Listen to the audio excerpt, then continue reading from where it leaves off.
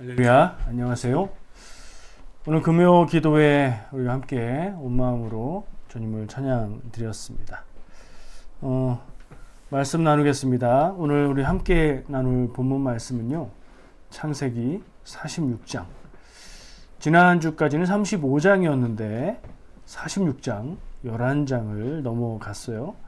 하나님이 말씀하시는 내용이 없어요. 그 사이에. 오늘 46장 말씀 여전히 야곱에게 하나님이 말씀하십니다.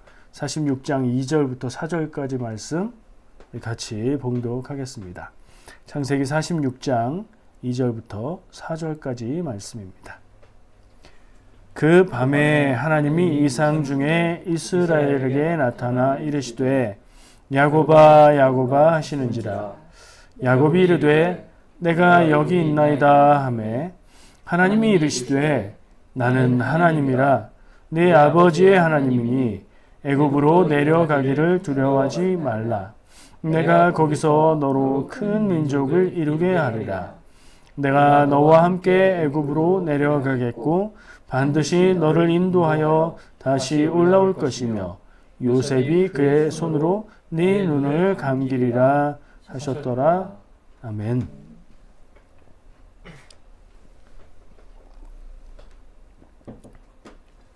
창세기 46장 말씀이었고요. 하나님이 야곱에게 말씀하신 내용입니다. 근데 본문 말씀 시작할 때는 하나님이 이스라엘에게 나타나 이르시되 이렇게 시작을 하죠. 이 이스라엘은 나라 이스라엘이 아니고 야곱의 이름을 얘기하는 겁니다. 하나님이 바꿔주신 이름이죠. 근데 이 묘한 게 하나님이 이스라엘에게 나타나서 이르시는데 부를 때는 야곱아 야곱아 이렇게 부르십니다. 그 뒤에 성경 말씀의 설명도 야곱이 이르되 이렇게 야곱을 야곱이라고 말하고 있어요. 분명히 이름을 새로 주실 때는 앞으로 야곱이라 하지 말고 이스라엘이라 부르라 이렇게 말씀하셨죠. 근데 하나님이 야곱이라고 부르고 계십니다. 뭔가 이건 특이한 거고요. 이 하시는 말씀에 강조하는 바가 있다 이렇게 생각할 수 있고요.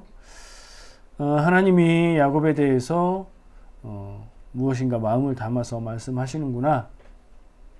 그게 옛 이름, 옛 모습하고 관계가 있겠다. 뭐 이런 생각을 하면서 우리는 보게 됩니다. 자, 창세기 46장에 하나님이 야곱에게 말씀하신다. 다르게 표현하면 하나님의 계시가 야곱에게 임했다.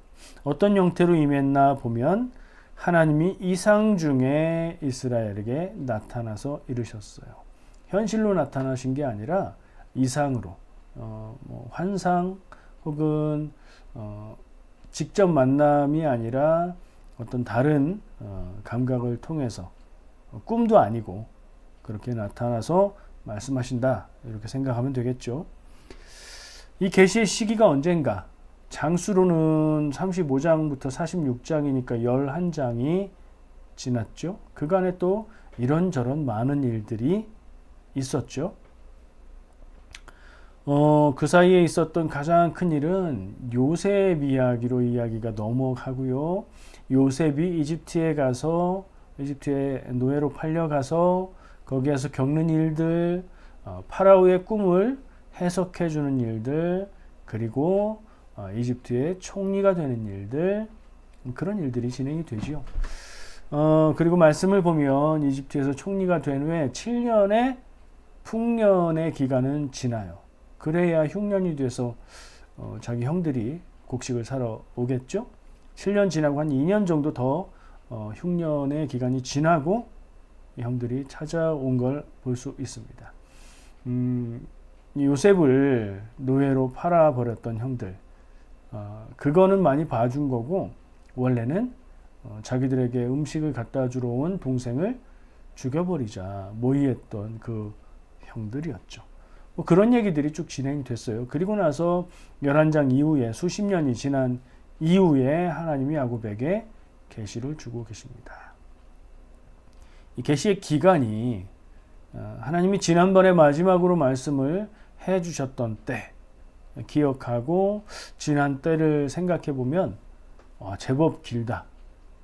우리는 성경을 읽을 때 이런 생각을 하지 않고 읽으면 아브라함도 하나님이 수시로 찾아오셔서 말씀하시는 것 같지만 한번 헤아려 보면은 10년, 10여 년 정도 텀을 두시고 하나님은 찾아오시고 말씀 주시고 계시하시고 약속하시고 하셨다는 걸 기억할 수 있고요. 야곱에게는 원래도 하나님의 인도하심이 드러나게 있지 않았지만 드문드문 나타나시는 걸 볼 수 있어요. 이런 현상은 구약 성경의 내용이 진행되면서 성경이 뒤쪽으로 갈수록 하나님의 직접적인 계시는 없어져 가고 하나님의 말씀에 의지해서 하나님의 뜻을 구하는 것으로 바뀌어간다는 걸 생각할 수 있습니다. 여러 가지 면으로 생각할 수 있어요. 더 이상 하나님의 직접적인 계시가 필요치 않기 때문에 그러셨다 이런 생각을 할 수도 있어요. 왜요? 하나님의 말씀이 성경으로 기록되어서 주어지기 때문에 성경 안에 담겨있는 하나님의 음성 말씀 뜻 그것들로 충분하기 때문에 직접 계시하는 일들이 많이 줄었다 이런 생각을 할 수도 있어요. 또 한편으로는 시대가 지나갈수록 사람들이 하나님을 직접적으로 의지하고 하나님을 찾고 이러는 일들이 많이 줄었다. 사회가 변하면서 하나님을 그렇게 찾지 않는다. 이런 현상으로 한번 그런 그 방향의 눈으로 볼 필요도 있어요. 그럼 그 연장선상에서 현대에 와서 우리는 얼마나 하나님을 필요로 하고 하나님을 찾고 있으며 하나님 말씀, 성경 속에서 하나님의 뜻과 계시를 발견하고 있는가 물어볼 필요가 있겠죠. 하나님은 남들에게는 잘도 말씀하신다는데 나한테는 한마디도 안 하신다. 사실 직접적으로 말씀은 거의 안 하십니다. 거의라고 말하는 이유는 제가 볼 때는 안 하시는데 없다라고 단정할 수 없기 때문에 거의라고 말하는 것 뿐입니다. 다른 사람들도 여러분하고 크게 다르지 않습니다. 어떤 때에 마음으로 하나님이 함께 하시고 내 기도를 들으시고 응답해 주신다 느끼시잖아요. 그 정도 느낌을 다른 분들도 느낍니다. 그러면서 좀 민감하게 더 느껴서 하나님이 말씀하셨어 이렇게 표현하기도 하고요. 그렇습니다. 자, 꽤 오랜 시간이 지나서 하나님은 야곱에게 계시하십니다. 야곱은 비교적 장수했어요. 몇 살에 죽었을까요? 비교적 장수라는 얘기는 야곱은 147세까지 살고 죽었거든요. 야곱이 요셉이 죽은 줄 알잖아요. 형들이 팔아넘긴 다음에 피 묻힌 옷을 가져와서 이런 걸 발견했어요 하면서 아버지를 속이죠. 그 뒤로도 꽤 시간이 지났어요. 그리고 나서 오늘 말씀의 계시를 받는 요때, 그러니까 요셉이 있는 이집트로 향해서 가게 되는 그때의 야곱의 나이는 130세입니다. 147세에 죽었다고 했죠. 앞으로 17년이 남아 있습니다. 이집트로 가서 요셉을 통한 많은 것들을 누리게 되는데 한 17년여간 그런 좋은 시절을 보내게 된다는 얘기죠. 야곱은 요셉의 소식을 들었고요. 곡식을 사러 왔다 갔다 하면서 여러 가지 재밌는 일들이 있었고 또 그 형들의 입장에서 마음고생도 많았고 야곱도 마음고생을 많이 했지만 결론은 좋지요. 죽은 줄 알았던 없는 것으로 생각해서 매일매일 탄식하고 한탄하면서 살게 했던 그 요셉이 죽지 않고 살아있으며 이집트의 총리가 되었고 요셉의 손에서 그 근처 모든 지역의 사람들을 살릴 수 있는 곡식을 구할 수 있는 그런 자리에 요셉이 있다. 그 요셉이 아버지를 불러서 자기가 있는 곳으로 와서 살자고 한다. 믿기지 않았지만 요셉이 보낸 모든 것들을 보고 실감을 하면서 가야지 하는 마음과 내 아들 요셉을 보러 가야지 하는 마음과 이집트로 가도 괜찮은가 하는 두 마음이 아마 갈등을 일으키고 있었던 것 같아요. 왜냐하면 하나님 말씀이 이집트로 가기를 두려워하지 마라. 무슨 얘기예요? 가라. 내가 뜻하는 것이고 내 계획이 거기에 있다. 가라. 이렇게 말씀하시잖아요. 그건 또 구체적으로 뭐예요? 거기에서 네 자손들이 큰 민족을 이루게 하겠다. 하나님께서 이집트에서 이 야곱의 자손들 이스라엘을 큰 민족으로 만들 계획을 가지고 다 준비하신 일이라는 거예요. 그러니 가라. 근데 왜 야곱은 주저하죠? 여러분들 생각에 몇 가지 떠오르시죠? 처음 떠오르는 건 뭐예요? 아마 제가 지난주에 얘기했기 때문에 그게 먼저 생각나시면 참 괜찮다는 생각이 드는데요. 이집트로 간다, 애굽으로 간다. 이거 좀 부정적이다. 성경에서는 이 얘기를 제가 지난주에 했었죠. 지금 야곱이 요셉의 부름을 받고 아들을 만나러 그리고 이집트에 살기 위해서 가야 하는 이 길은 예외입니다. 부정적인 의미가 아니라 하나님이 그렇게 하시기를 계획하고 인도하시는 길입니다. 가야 하는 길이에요. 예외는 있는 거잖아요. 또 뭐가 있어요? 아브라함 때에 아브라함이 기근을 피해서 이집트로 갔다가 무슨 일이 있었습니까? 결론을 보자면 가축과 재산을 많이 얻어서 나왔지만 그 과정을 보자면 아내 사례를 누이라고 속이고 거짓말하고 파라오에게 책망을 듣는 그런 일들이 있었죠. 이거 부정적인 기억으로 꺼리게 되는 일이 되지 않았을까. 몰라서 그렇지 하마터면 할머니가 파라오의 후궁이 될 뻔했고 할아버지는 뭐 거기서 어떻게 됐을지 모를 그런 상황이었잖아요. 아버지 이삭 때는 어땠습니까? 이삭 때는 똑같이 기근을 맞아서 이집트 쪽으로 조금씩 가니까 하나님이 뭐라고 하세요? 이집트로 가지 마라. 네, 그래서 블레셋 지역 그랄 쪽으로 가잖아요. 이삭 때에는 이집트로 가는 것을 하나님이 금하기까지 하셨어요. 이 얘기를 다 들었을 거 아니에요. 그러니까 야곱도 이집트로 가는 게 썩 내키지는 않았을 수 있어요. 확실히 그랬던 것 같아요.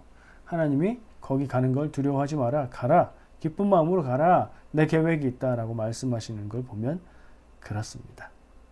하나님의 계획이 뭐라고요? 이집트로 가서 70명 혹은 또 성경 말씀 기록에 의하면 75명이라고도 기록하니까 70여 명의 이 야곱의 가족들 이스라엘이 한 민족으로 크게 불어나게 되는 그런 계획을 가지고 하나님은 이 야곱의 가족들을 이집트로 인도하고 계시다. 그것을 향해서 그것을 위해서 야곱에게 주저하지 말고 가라.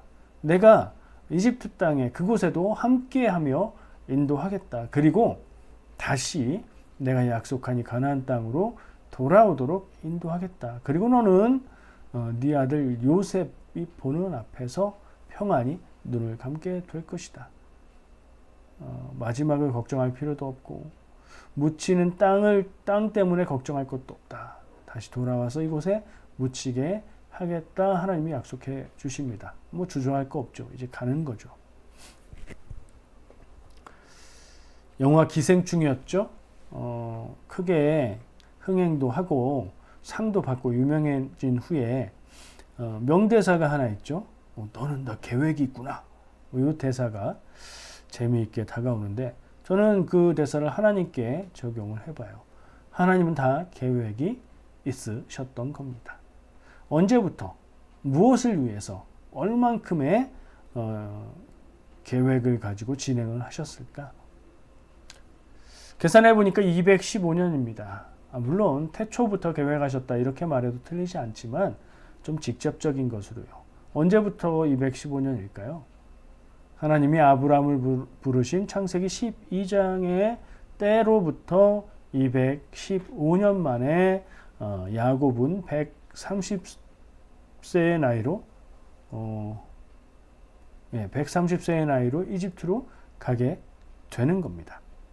계산 한번 같이 해볼까요? 자, 하나님이 아브라함을 부르신 때 아브라함의 나이가 몇 살이에요? 75세였죠. 그리고 이삭을 낳을 때 그 낳고를 더하면 기간이 나오니까요.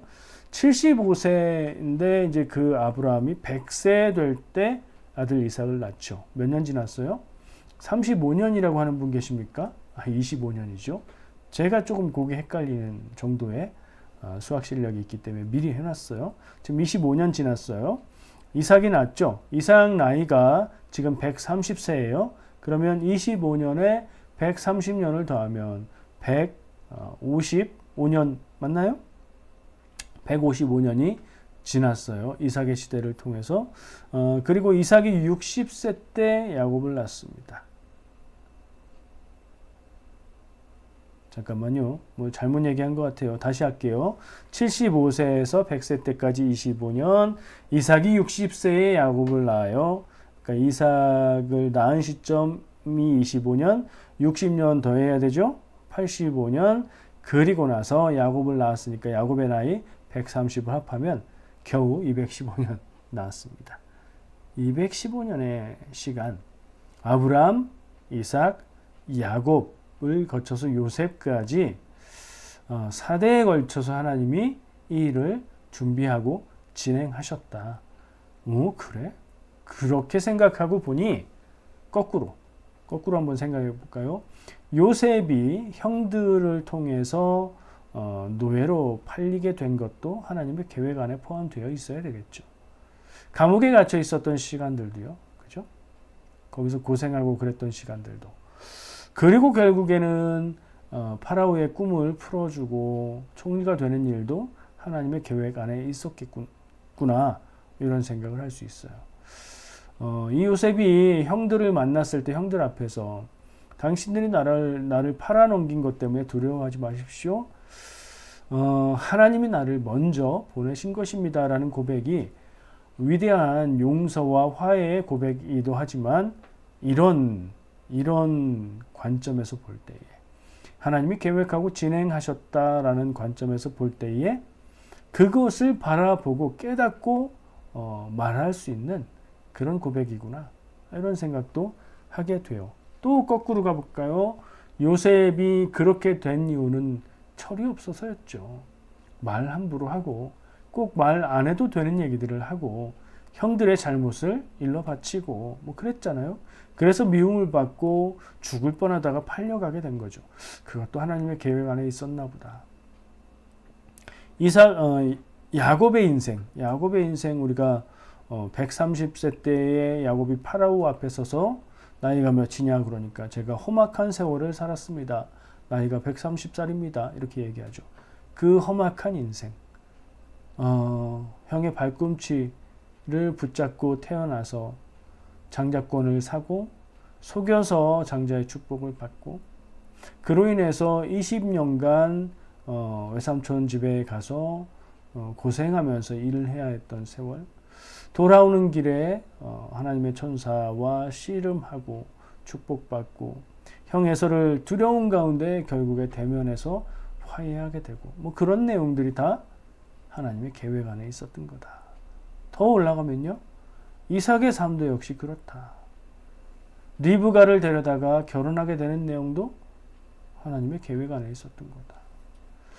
아브라함은 물론 이 모든 일들이 성경이 기록하고 있는 이 모든 일들이 우리가 그 당시처럼 이야기를 읽고 묵상하고 생각할 때는 또 다른 의미들을 생각했죠.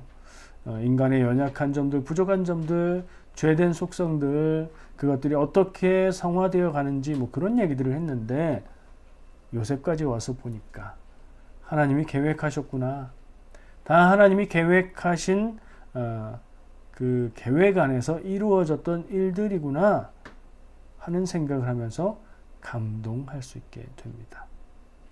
자, 우린 여기서 내 삶에 내가 살아가는 시간들, 겪는 일들, 이 모든 것들 역시 나를 향한 하나님의 계획 안에서 이루어지는 이로구나 라는 생각을 해볼 수 있습니다.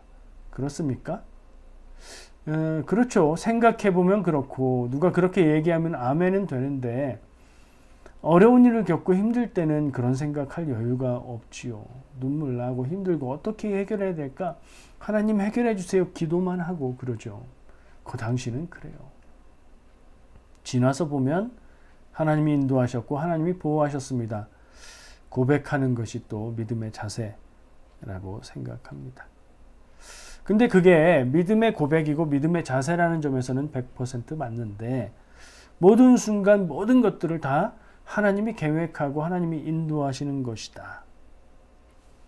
이렇게 생각을 하면 그 말에는 100% 동의가 되고 아멘이 되는데 그 논리를 계속해서 전개해 나가면 약간 곤란한 지점을 만나게 됩니다. 자, 전도할 때 여러 가지 방법을 사용하는데 사형리에 처음에 이런 표현이 나오죠. 하나님은 당신을 사랑하시며 당신을 위한 놀라운 계획을 가지고 계십니다. 아멘이 그냥 절로 나오죠. 하나님은 당신을, 나를 위한 놀라운 계획을 갖고 있답니다. 그러길 원하시죠? 그렇다고 믿으시죠? 자, 그러면 내 인생이 하나님의 계획 안에 있다를 믿음으로 고백하는 것, 그리고 그것을 100% 사실인 객관적인 삶의 경험으로 생각하는 것, 이건 완벽하게 같지 않다는 것을 우리가 알아야 됩니다. 하나님은 나를 사랑하시고 나를 위한 놀라운 계획을 가지고 있습니다. 아멘. 이것은 신학적으로 혹은 신앙적으로는 진실한 문장인 것이 분명합니다. 그러나 모든 상황을 객관적으로 그렇게만 말할 수 있느냐? 왜 안 돼요? 그런 거죠. 한번 생각해 볼까요? 만약에 이것이 아멘이 되고 내가 그것을 믿는다면 나를 사랑하시는 하나님이 내 인생을 향한 계획을 가지고 인도하고 계시다는 것을 믿고 따르고 그 길, 하나님의 계획하신 길을 따라 살아야 되겠죠. 그 하나님의 계획은 얼마나 구체적이고 얼마나 플렉시블, 변동이 가능한 것일까요? 우리는 무엇을 선택하고 무엇을 결정하고 무엇을 행동하면 그것에 따라서 결과가 달라진다. 나비 효과 이런 생각을 하면서 그러니까 작은 선택이 큰 인생의 변화를 가져온다. 이런 생각을 자주 합니다. 그것에 따르면 그것을 아까 제가 말한 하나님이 내 인생을 향한 계획을 가지고 있다는 그 명제에 대입을 해보면 얘기가 어떻게 됩니까? 그 계획을 그대로 따라 살아야 하나님의 뜻대로 사는 인생이라는 얘기가 나와요. 자, 하나님의 계획은 완벽합니다. 그렇죠? 하나님이 하시는 것은 완벽하니까요. 내 인생의 모든 일들, 아주 사소한 일부터 큰 일까지 모든 순간의 일들까지 하나님이 미리 하시고 거기에 맞게 계획하시고 인도하실 때 그대로 이루어져야 한다 하는 생각을 하게 돼요. 논리적으로 그래요. 무슨 얘기인지 따라오고 계세요? 하나님이 내 인생을 향한 계획, 하나님이 세우신 내 인생의 계획과 그 결과, 목적이 있다면 그것을 향해서 나는 하나님이 계획하신 모든 선택과 행해야 되는 것들과 모든 순간순간의 일들을 100% 하나님의 계획에 맞게 수행할 때에만 그 결과에 다다를 수 있습니다. 논리예요. 그냥 이게 현실이라는 결론은 아니에요. 말만 그렇게 하는 겁니다. 그렇죠. 느낌이 조금 이상해지죠. 생각해 보면 우리의 삶에 수많은 가능성과 수많은 갈림길, 가지들이 있을 것이고 그 중에 단 한 줄기의 선택과 행함과 그 길만 하나님이 계획하신 길이라면 우리는 도대체 어떻게 그 길을 찾아 갈 수 있을까요? 인생의 모든 순간 단 한 번의 선택, 단 한 번의 행함이라도 엇갈리게 되면 완전히 달라지는데 말이죠. 하나님이 계획하신 인생에 100% 맞게 살아가는 건 너무나 낮은 확률이 되어 버립니다. 모든 것을 다 하나님이 계획하셨다면 말이죠. 그리고 더 심각한 문제가 발생하는데요. 만약에 그리스도인으로서 살아야 되는 인생이 하나님이 계획하신 길을 따라서 그대로 이루어야 하는 그런 것이라면 나는 내 인생에서 무엇인가요? 하나님의 계획을 문제 풀듯 풀어서 그 길을, 맞는 길을 찾고 단 한순간도 틀리지 않게 그렇게 찾아가야만 하는, 뭐라고 표현할 수 있을까요? 인생이 아주 굉장히 긴장 가운데에 조금이라도 틀리면 안 되는 문제를 푸는 그런 인생, 혹은 나의 자유와 내가 선택할 수 있는 것은 하나도 없이 하나님의 뜻을 따르기로 결단했다면 정해진 길로만 가야 되는 그런 인생, 얘기가 그렇게 되어버리죠.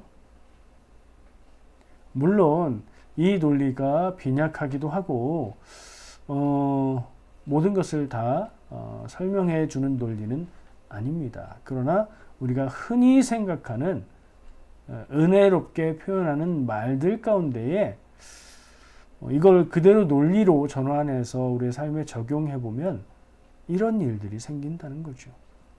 우리는 하나님의 뜻을 따라서 100% 맞게 살기가 너무나 어렵고, 그렇게 할 수 있다고 해도 하나님의 꼭두각시에 불과한 인생이 되어 버린다는 거예요. 하나님이 사랑하신다면서요. 그런 우리에게 그런 인생을 주셨다고 생각하는 게 맞을까요? 뭔가 논리가, 뭔가 생각이 잘못 간 거예요. 여러분 어떻게 생각하십니까? 그렇다고 해서 하나님은 나를 사랑하시고 나를 위한 놀라운 계획을 가지고 계시다, 이걸 포기해야 할까요? 여러 가지 말로 설명할 수도 있겠고 나름의 논리를 펼 수도 있겠지만, 인생이라는 것, 하나님의 뜻을 따라 산다는 것, 믿음의 길이라는 건 그런 논리로만 얘기할 수는 없는 것인 것 같고요.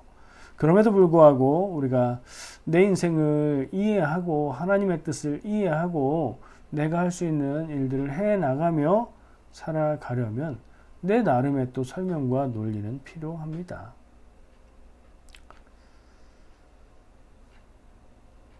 하나님은 나를 사랑하시고 나를 위한 놀라운 계획을 가지고 계시다 할 때는 참 은혜가 되고 마음이 좋았는데, 그걸 그냥 논리를 가지고 생각하다 보니까 뒤로 갈수록 얘기가 이상해집니다. 논리의 부족 때문입니다.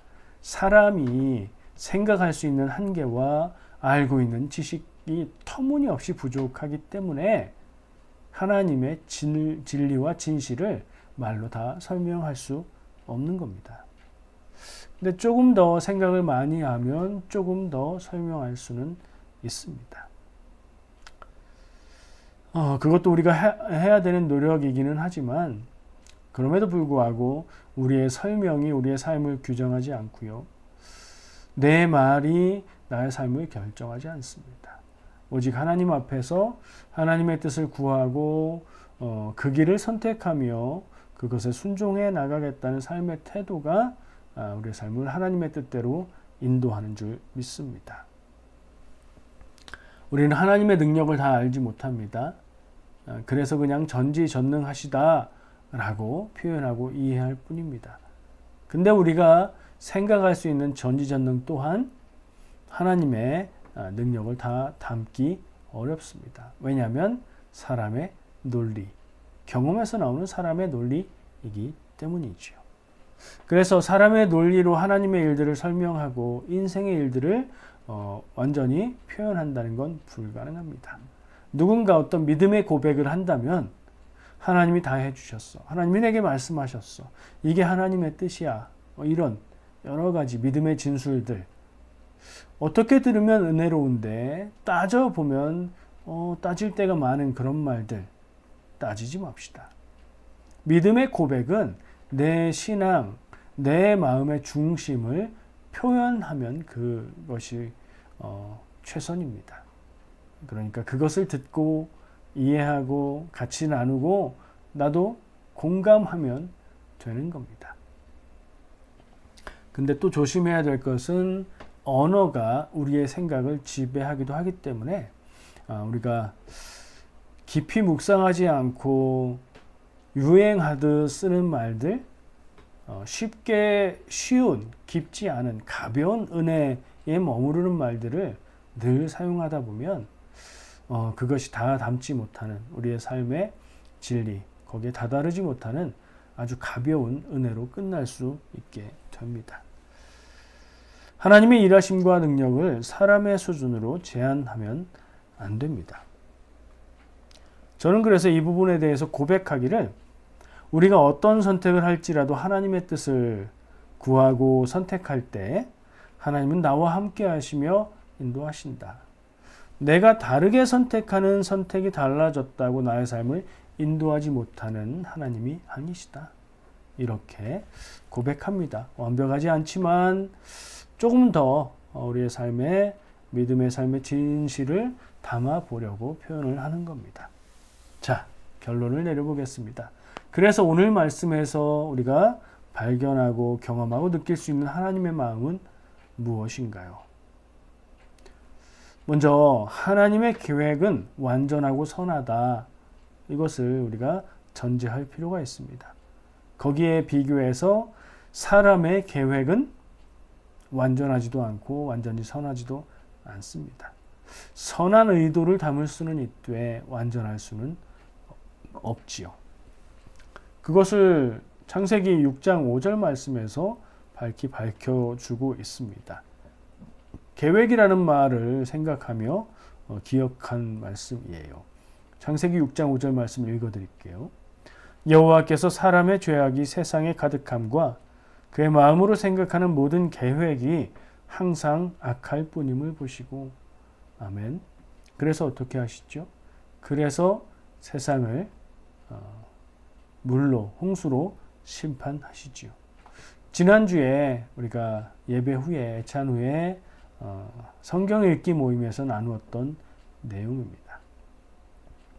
사람의 계획은 선한 의도로 계획해도 완전할 수 없습니다. 그러나 하나님의 계획은 완전합니다. 그러니 내가 나의 계획을 따라야겠습니까?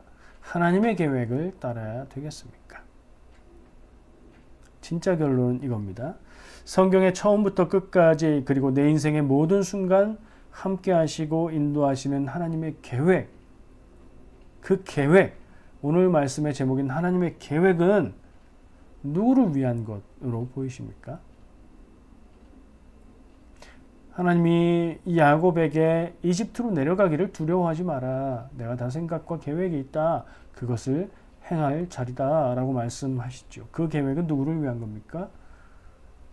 하나님 스스로의 영광을 위해서, 하나님 스스로의 만족을 위해서 계획하셨나요? 그래서 아브라함 때 아브라함을 부르는 것으로부터 시작해서 하나님의 백성 민족을 만드셨나요? 그들을 데리고 하나님을 만족하시려고. 그럴 리가요. 만약에 그런 의도였다면 하나님은 실망하시고 또 실망하셨을 겁니다. 이스라엘이 하나님의 만족이 될 만한 모습을 보였나요? 아니, 이스라엘 아니고 그 어떤 민족, 그 어떤 사람이라고 해도 하나님이 만족하실 수 있는 수준이 될 수 있을까요? 아니잖아요. 누구를 위한 거예요? 하나님의 계획은 사람을 위한 것입니다. 아브라함을 부르신 것도 그 자손들을 통해서 하나님이 일하신 것도, 이집트에 가서 큰 민족을 이루신 것도 이스라엘 민족을 위한 것이기도 하지만 그 민족을 통해서 세상 모든 족속이 복을 받게 하시려는 하나님의 계획이죠. 누구를 위한 거라고요? 사람을 위한 것, 인류를 위한 것, 바로 나를 위한 것이죠. 이상하게도 하나님의 계획은 하나님 자신을 위한 게 아니라 인간을 위한 것, 그리고 나를 위한 것, 여러분을 위한 것입니다. 어쩌면 하나님은 인간을, 그리고 나를 사랑하시기에 나를 위한 계획을 세우시고 이루어 가시는 것인지도 모르겠습니다. 아까 말한 하나님은 여러분을 사랑하시며 여러분을 위한 놀라운 계획을 가지고 계십니다. 그렇죠? 우리를 위한 계획을 가지고 계시고 그것을 이루어 가고 계십니다. 믿음의 사람은 이 사실을 믿고 굳게 살아가야 합니다. 그렇다면 내 삶에 다가오는 혼란스러운 일들, 괴로운 일들, 두려운 일들, 어려운 일들, 좋은 일들까지 포함해서 모두 다 하나님의 계획 안에 있는 것이요 하나님의 인도함 가운데 있는 것이기에 우리는 기꺼이 받아들이고 그 모든 순간들을 겪어내고 하나님 인도하시는 길을 바라보며 나갈 수 있어야 됩니다. 진정한 사랑은 무엇이라고 생각하십니까? 너무나 단순한 데에 진리가 있는데요. 상대가 행복할 때에 내가 행복한 것이 진정한 사랑입니다. 진정한 사랑과 거의 비슷하지만 가짜 사랑도 있습니다. 상대가 원하는 대로 되기를 바라고 노력하는 것이 아니라 내가 상대를 원하는 대로 만들어 가고 싶어 하는 겁니다. 사랑해 하면서 내가 원하는 모습으로 상대가 행하기를 바라는 겁니다. 그건 누구의 만족을 위한 거죠? 나의 만족을 위한 것이죠. 상대의 만족이 아니라 나의 만족, 방향이 틀렸습니다. 내 뜻대로 됐으니 만족하는 것이고 그 만족에는 상대방의 행복이 있을 수가 없지요. 진정한 사랑이 아닙니다. 부부간에, 연인간에 사랑하는 사이라면 우리가 꼭 생각하고 곱씹고 생각하고 또 생각해야 될 부분입니다. 자꾸 잊어버리기 때문에 그렇습니다. 하나님이 바로 이 사랑으로 나를 사랑하십니다. 내가 더 좋은 존재가 되게 하기 위해서, 내가 더 행복하게 살게 하시려고, 그것을 위해서 때로는 내가 원하는 것과는 다른 길로 인도하실 수 있습니다. 하지만 나를 사랑하시고 계획을 이루어가고 있다는 것을 믿을 때에 우리는 언제 어디서 무엇을 만나고 무엇을 하든 하나님과 동행하며 내 삶의 감사와 기쁨을 놓치지 않고 살아가게 될 줄 믿습니다. 성도 여러분, 그렇게 살아가시길 축복합니다.